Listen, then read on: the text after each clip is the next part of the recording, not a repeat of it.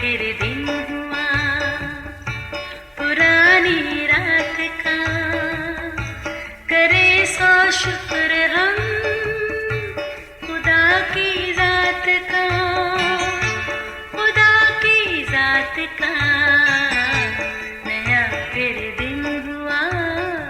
आज की आयत, जो चीज़ें पीछे रह गई हैं उनको भूलकर आगे की चीज़ों की तरफ बढ़ा हुआ, निशान की तरफ दौड़ा हुआ जाता हूँ, ताकि उस इनाम को हासिल करूँ जिसके लिए खुदा ने मुझे मसीह यीशु में ऊपर बुलाया है।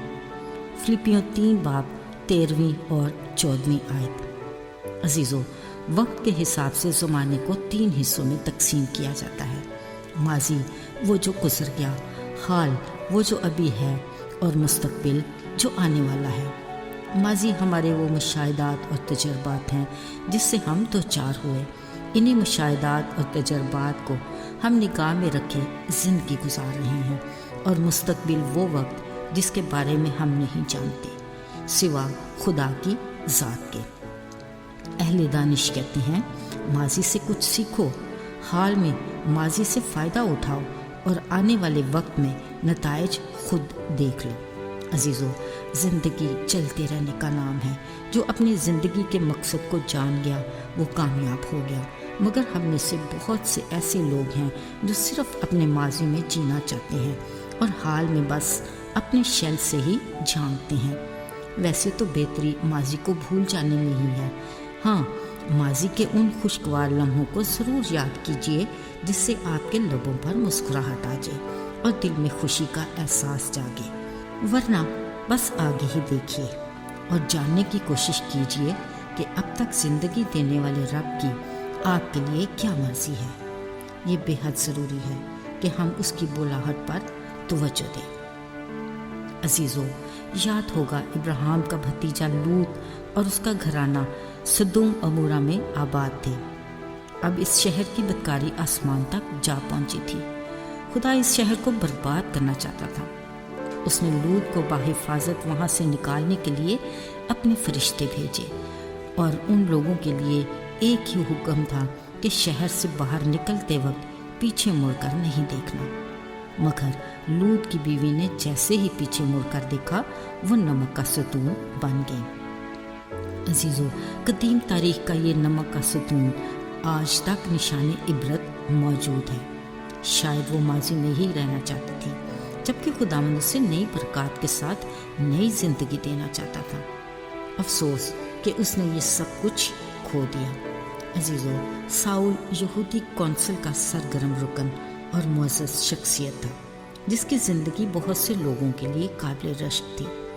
उन दिनों यीशु के पैरोकारों को पकड़कर कैद में डाला जा रहा था और उन्हें सख्त सजाएं दी जा रही थी। उस वक्त की सरकार के मुताबिक ये एक बिदअत थी और साउल इस बिदअत को कुचलने में पेश था।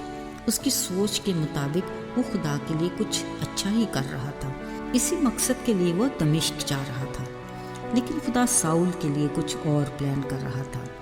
इसलिए उसने साउल को दमिश्क की राह पर ही पकड़ लिया। खुदा के नूर ने उसे माजी के अंधेरों से निकालकर एक रोशन हाल में खड़ा किया। अजीज़ों, उसने नहीं बल्कि खुदा ने उसे चुना था, मगर उसने भी अपनी बुलाहट को अच्छे से जान लिया।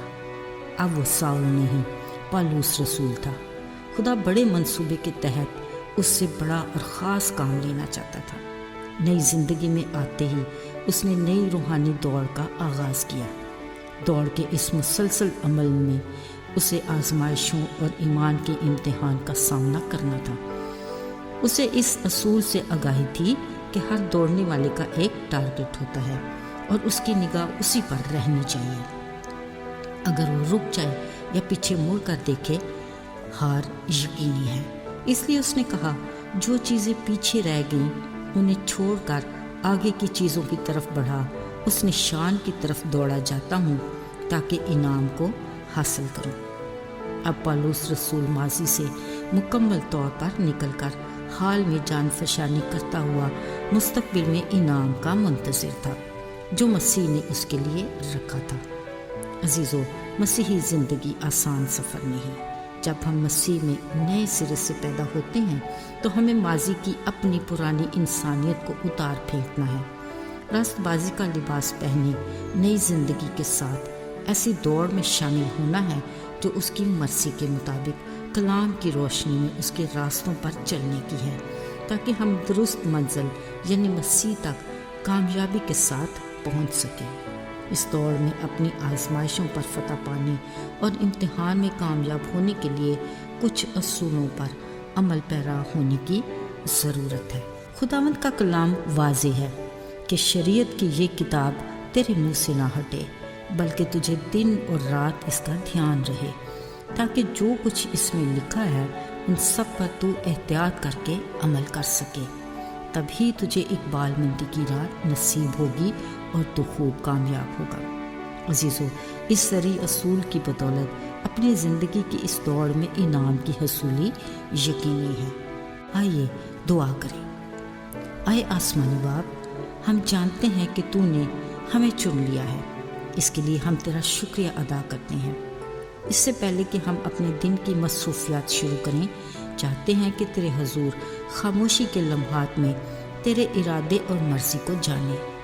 ہمیں برکت دے اور رہنمائی کر کہ جہاں تو ہمیں استعمال کرنا چاہتا ہے ہم پورے دل سے حاضر ہیں۔ دلیری دے کہ ہم تیری مرضی کو پورا کر سکیں، نہ صرف آج بلکہ جب تک ہم زندہ ہیں۔ یہ سب کچھ یسوع کے نام سے مانگتے ہیں، آمین۔